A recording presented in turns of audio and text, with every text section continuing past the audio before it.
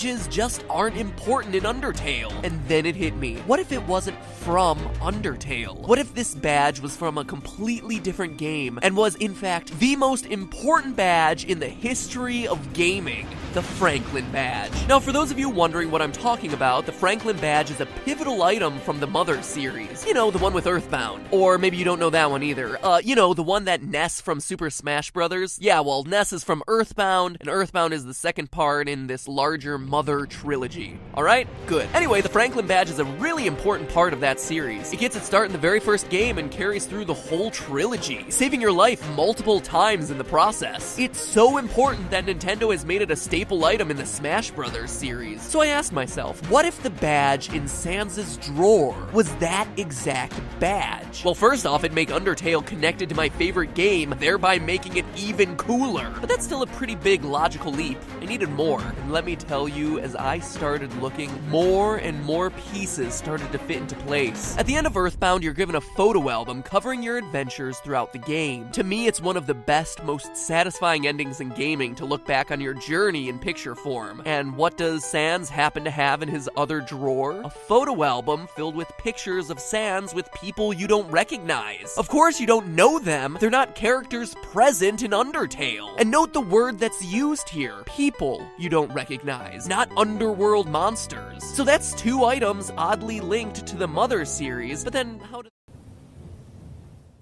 blueprints and broken machine fit in? Well, in the final stretch of Earthbound, Ness and his three friends must travel to the past in order to have their final battle against the evil alien Gygus. To do that, Dr. Andonuts, remember him by the way, he's gonna be important later, with the help of the science geniuses Apple Kid and Mr. Saturn, create what's known as the Phase Distorter, a machine that allows people to travel through time and space. Except, it comes with a cost. It can't transport organic material. As a result, the young heroes must put their souls into robotic bodies to use the machine and thus save the world. I played this game back in 1997, and I'm not ashamed to admit that when I first saw this scene, I cried. It's devastating. Dr. Andonuts says goodbye to his son. These characters that you've grown to love and care about are suddenly promising to sacrifice their lives. For all they know, there's no possibility of them being able to come back home. It's this incredibly dark departure in the final moments of what was otherwise a fun, quirky, and colorful RPG. So what's all this have to do with Undertale? A lot, actually, but the first thing you need to know is that Mr. Saturns are known for their, let's say, unique